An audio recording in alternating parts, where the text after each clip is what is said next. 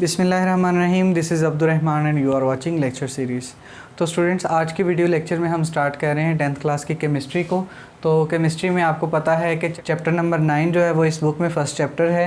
तो chapter number 9 का हमारे पास इंट्रोडक्शन आज हम देखेंगे और कुछ एक दो बातें हम जो हैं वो इम्पोर्टेंट सी हम डिस्कस करेंगे।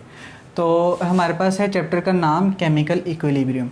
केमिकल इक्विलिब्रियम को समझने से पहले आपको इक्विलिब्रियम को समझना पड़ेगा। इक्विलिब्रियम क्या होता है?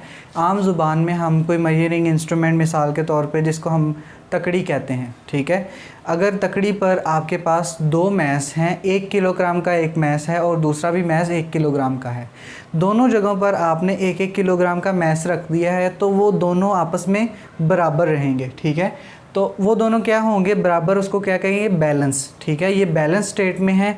जितना वज़न एक साइड पर है उतना ही वज़न दूसरी साइड पर है, तो इस चीज़ को कहते हैं इक्विलिब्रियम। फिज़िक्स की रूह से देखें तो ये बात इस तरह भी डिस्कस हो सकती है कि अगर कोई शख्स किसी रॉप पर 5 न्यूटन से एक तरफ को फोर्स लगा रहा है और दूसरा शख्स दूसरी कोने पर है और वो 5 न्यूटन से फोर्स लगा रहा है दूसरी तरफ, तो दोनों अपनी अपनी तरफ से 5 न्यूटन फोर्स लगा रहे हैं, लेकिन रस्सी जो है वो किसी तरफ भी किसी डायरेक्शन में मूव नहीं कर रही। तो इसका मतलब है कि वो रोप जो है वो इक्विलिब्रियम में आ गई, क्योंकि दोनों फोर्सेस आपस में बैलेंस हैं, बराबर हैं। इस चीज़ को कहते हैं इक्विलिब्रियम। तो उम्मीद करता हूँ कि इक्विलिब्रियम की समझ आ गई होगी। तो केमिकल इक्विलिब्रियम को समझ लें। केमिकल इक्विलिब्रियम क्या है कि किसी भी रिएक्शन में दो या दो से ज़्यादा चीज़ें मिलकर तीसरी चीज़ बनाती, जिसको हम कहते हैं प्रोडक्ट। तो प्रोडक्ट एट अ टाइम टूटकर वही रिएक्टेंट बनाती, वही दो चीज़ें बनाती। मिसाल के तौर पर ए और बी, ठीक है। ए और बी जिस रेट से मिलकर सी बना रहे हैं, सी वापस टूट के तो ए और बी बना रहा है, ठीक है।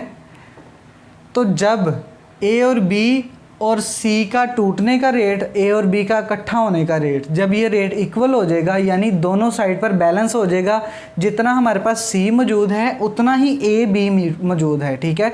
तो इस स्टेट को कहेंगे इक्विलिब्रियम। ये केमिकल की बात हो रही है तो इसको कहेंगे केमिकल इक्विलिब्रियम। मिसाल के तौर पर आपके पास सॉल्ट है और ये सॉलिड स्टेट में है, इसके नीचे स्मॉल एस है, इसका मतलब ये सॉलिड स्टेट में है। और वाटर है, ठीक है, ये क्या है? लिक्विड स्टेट में। ये जब दोनों मिलेंगे तो एक नई चीज़ बनेगी, इसको हम कहते हैं, नाम केमिस्ट्री में देते हैं ब्राइन का, ठीक है। ये ब्राइन जो है इसमें स्पेसिफिक कंसंट्रेशन होती है सॉल्ट की और वाटर की, वो हम बाद में डिस्कस करेंगे। तो जब सॉल्ट और वाटर मिलता है तो ब्राइन बनता है। ये ब्राइन टूटता है तो ये सॉल्ट भी बनाता है और वाटर भी बनाता है। अब देखें, जो चीज़ें दो मिलके तीसरी चीज़ बना रही हैं उनको कहते हैं रिएक्टेंट्स,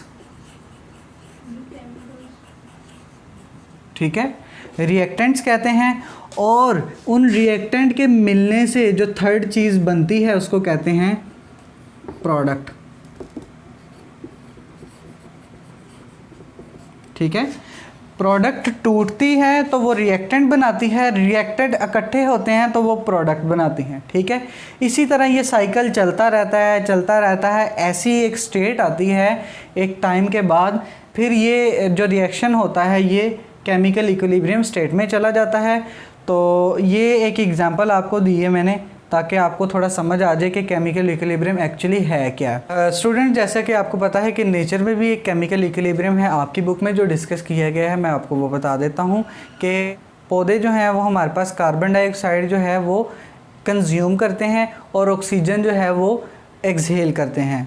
जो ऑक्सीजन वो एक्सहेल करते हैं वही ऑक्सीजन जो है ह्यूमन बीइंग यूटिलाइज़ करते हैं, यानी इनहेल करते हैं और उसके नतीजे में कार्बन डाइऑक्साइड बना देते हैं। अब यही कार्बन डाइऑक्साइड दोबारा प्लांट्स के पास जाती है और प्लांट्स उस कार्बन डाइऑक्साइड के बदले हमें ऑक्सीजन दे देते हैं। इसी तरह एक साइकिल चलता रहता है। जब ये साइकिल इक्विलिब्रियम में आ जाता है तब हम इसको भी कहते हैं केमिकल इक्विलिब्रियम। तो जब से दुनिया बनी है तो कार्बन डाइऑक्साइड का लेवल और ऑक्सीजन का लेवल एक कांस्टेंट रेशो में चल रहा है। इस वजह से ये भी हम केमिकल इक्विलिब्रियम की एग्जांपल में स्टडी करते हैं। तो नेक्स्ट हमारे पास इसके टॉपिक आ जाते हैं। मेजर टॉपिक्स हमारे पास 4 हैं इस चैप्टर के। फर्स्ट वन है रिवर्सिबल रिएक्शन। इसमें हम रिएक्शन की दूसरी टाइप भी पढ़ेंगे जिसको इरिवर्सिबल कहते हैं। फ़िलहाल मैंने लिखा है रिवर्सिबल रिएक्शन और दूसरी रिवर्सिबल है। और हम पढ़ेंगे डायनामिक इक्विलिब्रियम, यानी इक्विलिब्रियम की टाइप है ये। और दूसरी टाइप है स्टैटिक इक्विलिब्रियम, वो भी हम स्टडी करेंगे। तो सेकंड टॉपिक है हमारे पास लॉ ऑफ मास एक्शन, वो भी हम स्टडी करेंगे। वो बाकी फर्दर डिटेल में आपको इंशाल्लाह जब टॉपिक स्टडी करेंगे तब बताऊंगा। थर्ड वन हमारे पास है chemical equilibrium constant and its unit, यानी कि हर रिएक्शन के लिए कोई ना कोई इक्विलिब्रियम कांस्टेंट होगा जिसको हम केसी कहते हैं, वो भी बताऊंगा आपको सारे, और उसके यूनिट क्या होंगे वो भी डिस्क्राइब हम करेंगे। और फोर्थ वन हमारे पास है उसकी इम्पोर्टेंस ऑफ इक्विलिब्रियम कांस्टेंट। तो ये सारी चीज़ें जो हैं हम इस चैप्टर में स्टडी करेंगे। उम्मीद है कि आपको चैप्टर का इंट्रोडक्शन समझ आ गया होगा। अगर किसी स्टूडेंट को इसकी किसी भी पॉइंट की नहीं समझ आई तो वो हमें कमेंट में पूछ सकते हैं, इंशाल्लाह आपको रिस्पॉन्ड करेंगे। तो नेक्स्ट वीडियो में मिलते हैं, तब तक के लिए अल्लाह हाफिज़।